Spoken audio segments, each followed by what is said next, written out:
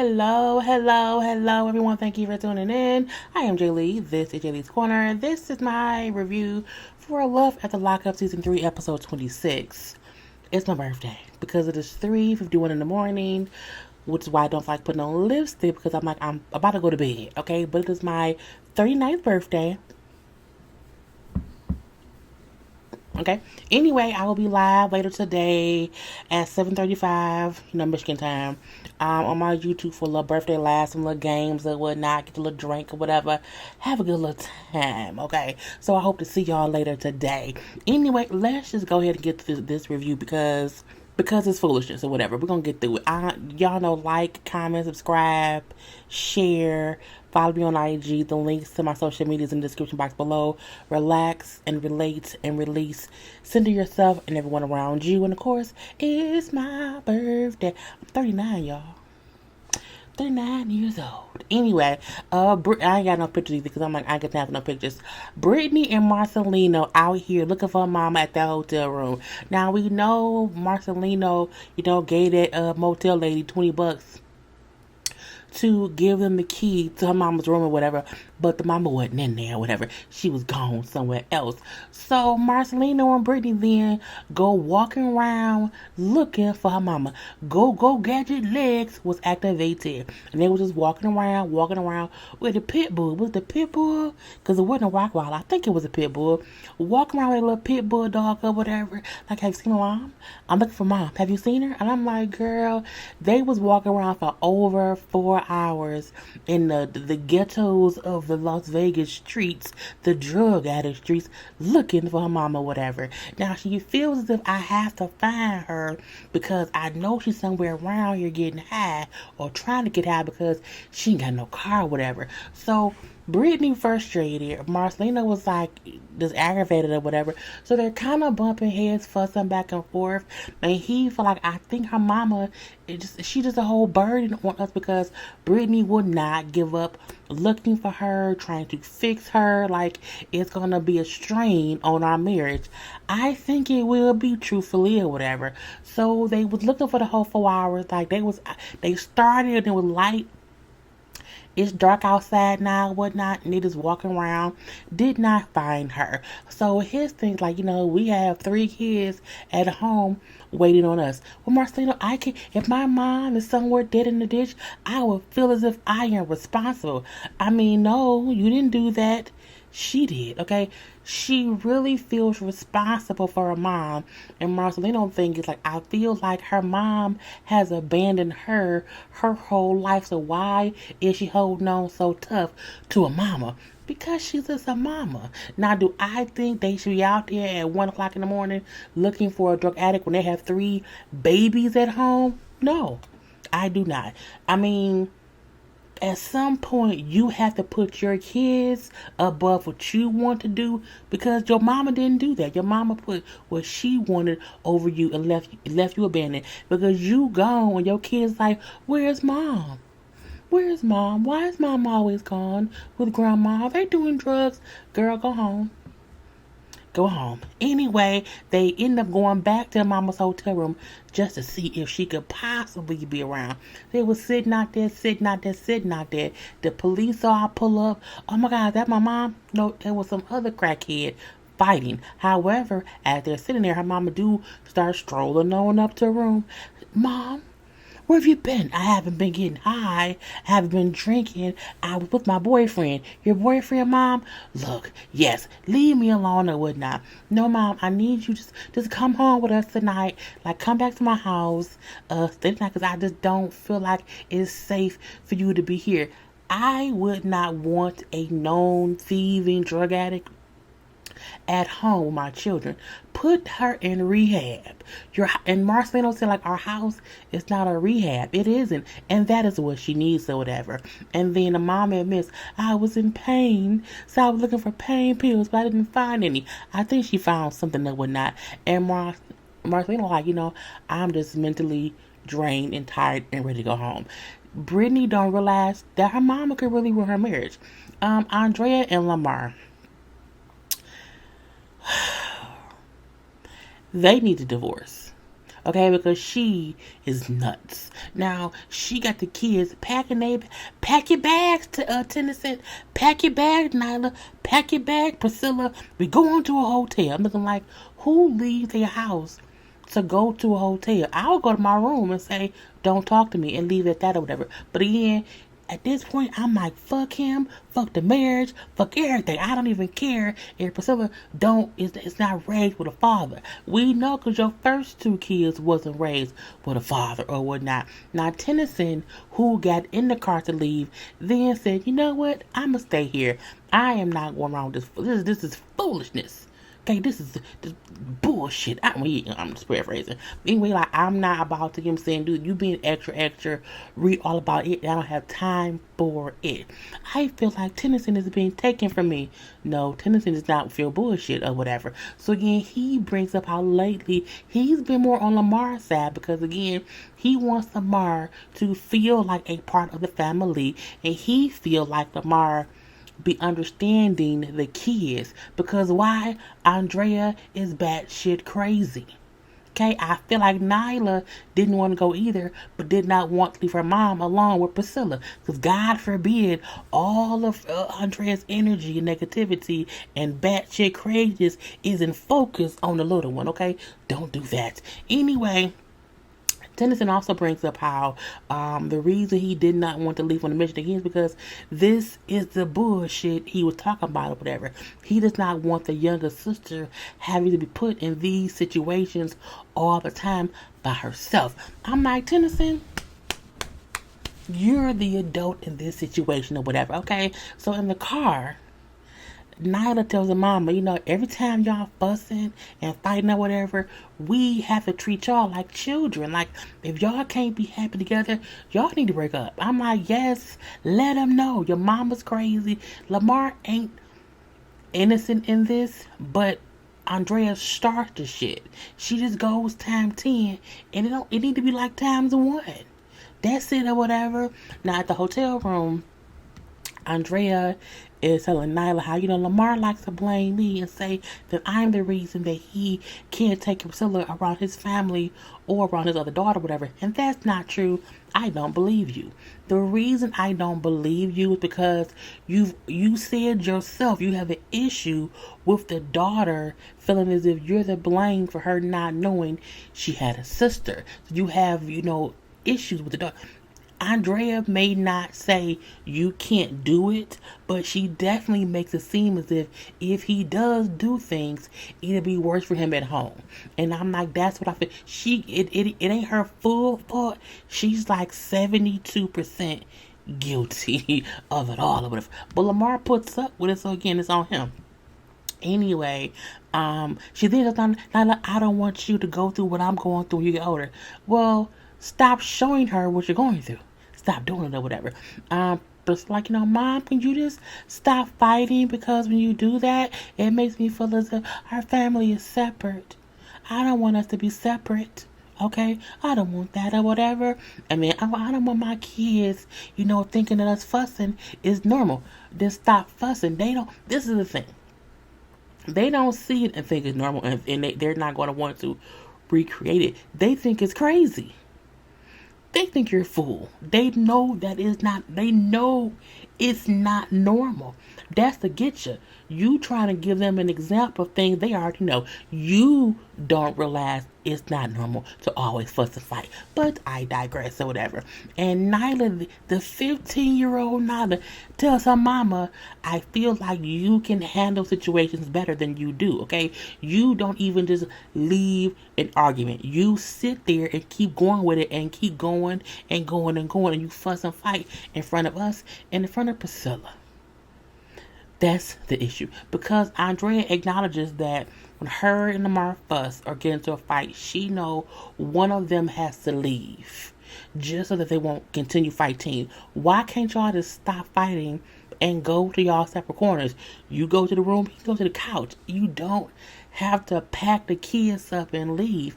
And now his point was, you say that you know that y'all need to stop fighting and separate, but you will keep going until you have to separate. It's a point in the argument that it can stop. But her point is, mama, you keep going.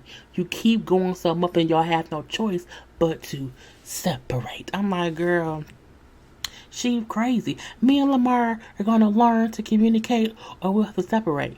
We know that. Your kids keep telling you that, but I'm going to let that be. Scott and Lindsey. Girl, Scott gets home and he sees his clothes outside in the yard. He also, because this drug addict guy's girlfriend put him out there, and he walks in the office and this stuff knocked over on the floor everywhere. Like she was in the office opening pill bottles, like prescription pills, and it's emptying all the pills on the floor. I mean, this the pills, all his uppers, his downers, his prop, whatever medicine he's on, she emptied all that shit on the floor. Okay, she then took a knife and carved "fuck you" into his desk. She then emptied like some kind of powder all over the room. I'm like, is it carpet freshener? Is it baby powder? Is it athletic foot powder? Is that a powder? I don't know. But it was some kind of, was it baby powder? Was it pimp powder? I don't know what kind of powder it was. Anyway, so she has made a whole mess of his office. I mean, stuff everywhere. And when he walks in and asks, now, was all this necessary? She was like, fuck you. He says, okay. He then just walks out, goes in the backyard. He, when she gets in those moods, I'm like, there's no point in even attempting to have a rational conversation with her when she acts that way, because she's crazy, okay?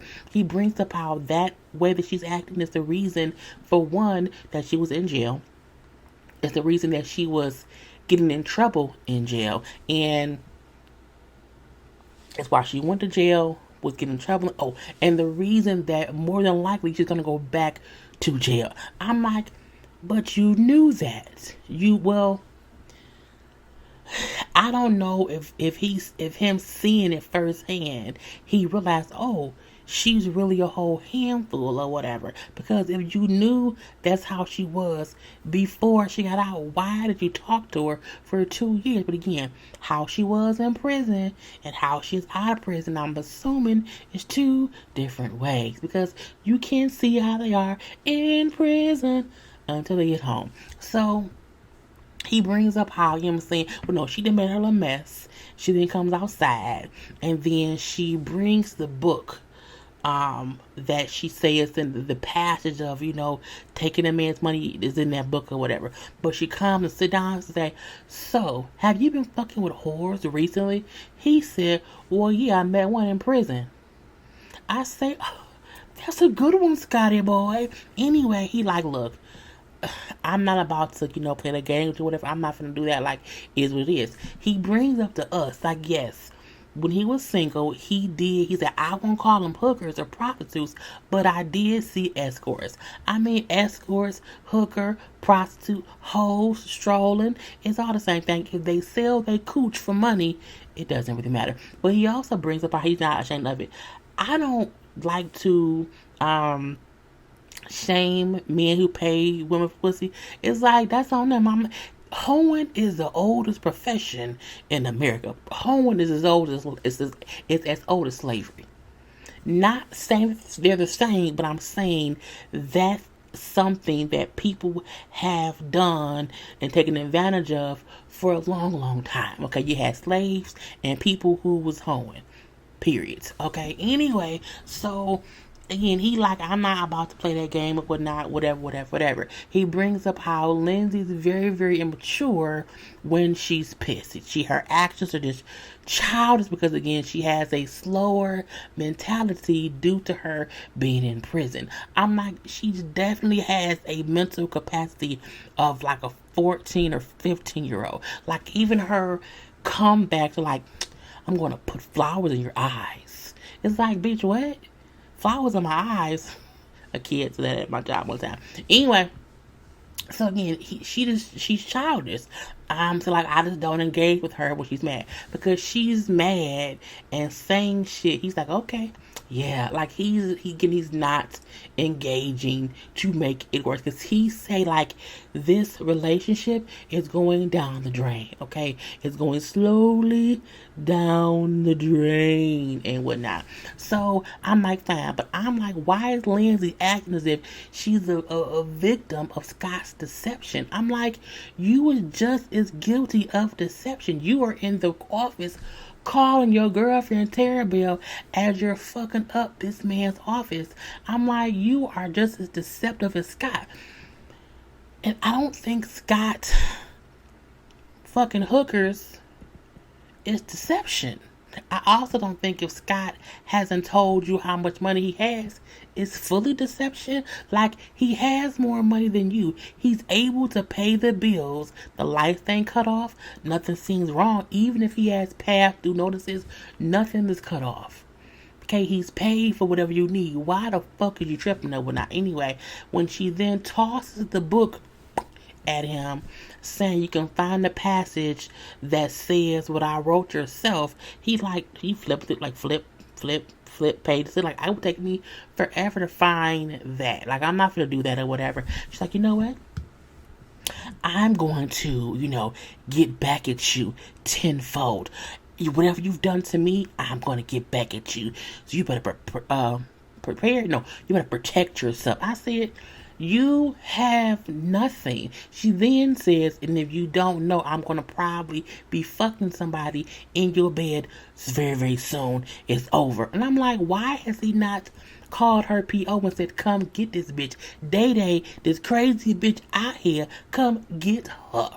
And he just kind of sits like, okay, alrighty. And then she then knocks the table over and walks away. When I pulled up and seen my stuff outside, I would have been calling the police from the porch. I'm not even going in the house.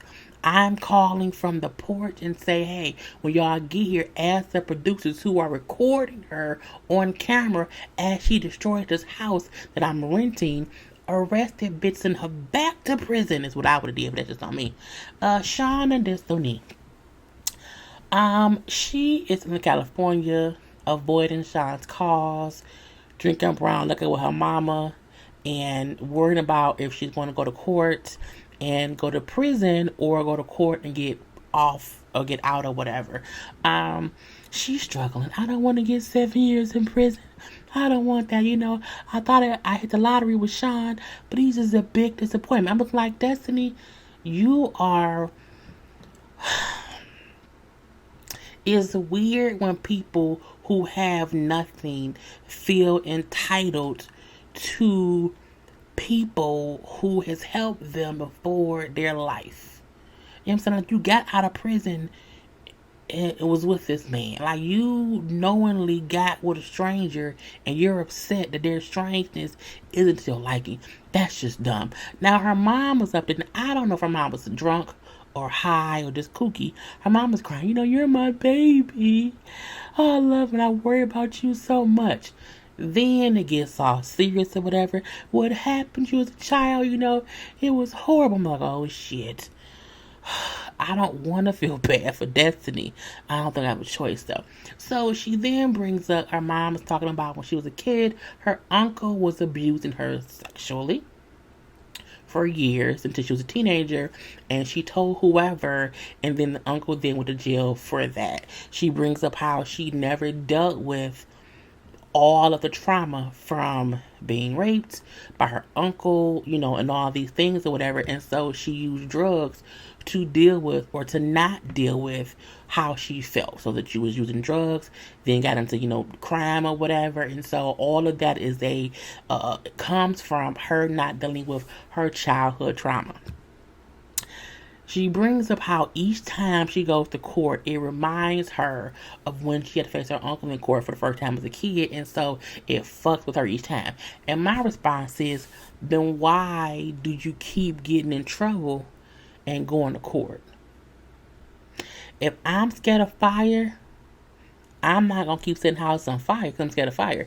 If you going to court fucks with you and it brings back bad memories, why do you keep getting in trouble? Like, you can do drugs and not get in trouble. There's a lot of free drugs. Weed is legal now. I know crack isn't, and neither is meth or heroin, but smoke a little weed.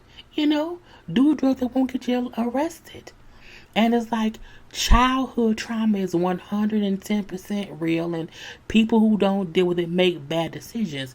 But you can't know what your issue is and just choose not to address it. You choose to keep doing the wrong thing and then wanting sympathy because you keep choosing to do the wrong thing based on a horrible situation that happened to you when you were a kid. I hope her uncle rots in prison forever, but Destiny is still a terrible person to Scott, who's stupid to be with her. But it's like 2 plus 2 is always 4, but sometimes 4 times 4 is 16, and I want $8. Now, does that make any sense? Yes and no. That's how I see Destiny. Anyway, we then see Sean just worried because she answered his phone calls. I recorded this tomorrow. And said, I just wonder if she was talking to these other guys while she was in jail, and the days where she couldn't call me and she called them. Does it matter? Does it matter, Sean? This dumb diddy, okay? We then have Lacey and Shane around or whatever. Now Shane is out hanging out with his father-in-law, Lacey's dad or whatever. They get along or whatever. They out there playing golf, and he treat the ball like it's John. How would you treat John? Well, Shane then proceeds to knock the ball around really, really hard. I'm glad it wasn't Sean. I'm glad it wasn't John. So the dad then said, yeah, I heard that John got out of jail. Lacey told me. I said, oh, shit. Lacey told her daddy don't tell that man, and her daddy told him anyway. And then not only told him that John was out, but that Lacey told him about it. So now Shane feel like, well, damn, why didn't he tell me? I'm very, very pissed. If he come around here, I'm going to beat him with a baseball bat. Or golf club. I can't think of what it was, but you should not be threatening people on camera, sir, because if it happens, this is called evidence for the prosecution. Anyway, so again, Shane is not worried that Lacey may be hiding other things. She probably is. The Lacey is at lunch with her friend. Okay, Jean is out of jail, and he texts me. I didn't message him back, whatever. But yeah, he texts me or whatever. And I just can't believe I haven't told Shane yet, because I don't want Shane getting upset. And then something happens because if Shane goes to jail, he can get 15 years. I'm like, that's a reason to tell Shane, because you do not want Shane to be surprised that John pops up somewhere. And we then see that John is apparently, allegedly, maybe sitting outside the restaurant where Lacey is, because he's on Instagram, I saw she was here and she hasn't called me back yet, so I have to run into her. I have to find her. John is crazy. Lacey Cooch can't be that good. Her lips look like a sex doll. So maybe she has sex doll vagina. I don't know. I just think it's weird that he's actively stalking her on camera. Again, this is evidence for the prosecution. Dumb diddy. He do pull off though and say, I'll see her eventually. I'm like, Lord, I'll get you, my pretty. Leave that girl alone or whatever. And then lastly, we have Michael and Sarah. Michael and Sarah had a whole full-fledged argument outside the parking lot of the hotel. Who leaves the inside to go outside to argue? He holding the baby girl, Sarah telling the older girl to go play in the stroller. I'm like, why are you sending her away by herself? That is how people get kidnapped. I would never in my life send my 4-year-old, say, go over there out of my eyesight and play. Bitch, kidnaps happen in real life. Girl, the fuck bye. Anyway, Sarah's upset because, one, he did not tell her she's a good mom. He did not tell her how it was a great thing for her to be holding them down why, one, he was in jail, and two, why he was out of jail fucking other people, basically fucking over her. She is upset because you don't tell me how great of a mom I am, how I hold shit down. Her black things out at this point in time or whatever. Anyway, I'm like, girl, and she then is upset because she said, when you came home, you didn't come to New York. I did come. I came here. No, but when you was off Taggart, you moved to Miami. You said, yeah, because we weren't together. Like, why are you upset that we weren't together and I moved to Miami? You could have moved to New York. She's like, why would I move here and live with you when we are not together? I'm just like, first of all, the fact that you didn't think about getting your own place is crazy to me. But I told y'all, Michael moved to Miami to live with Maria.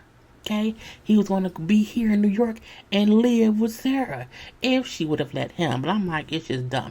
And his whole point is, I feel like we weren't together and you couldn't.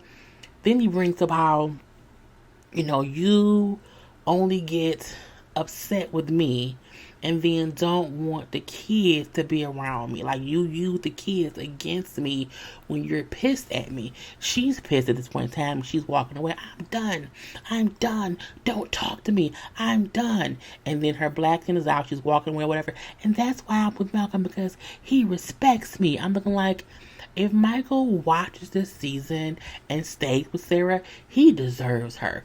I could not be with someone in that type of toxicness, because when she then said he wants to act up, I still love him. Bitch, you do. You absolutely still have feelings for him, and that's why you get so emotional about it or whatever. I'm like, I just can't. And well, fine, but you need to know that you can't be mad at me and use the kids to get back at me. And she just wants acknowledgement as a good mom. No one can say she is not a good mom. She's just a dumb baby mama when it comes to Michael. She allows him to control shit. Anyway, and that was it, because she pulls off and they say they're going to stop busting and fight. They already have fussed and fought in front of the kids this whole time. But she going to go home, calm down. He then said, how come I'm late to see the kids? I'm looking like, I told you, full of fucking foolishness or whatever. Anyway, that's it. I'm done. Good night. Peace.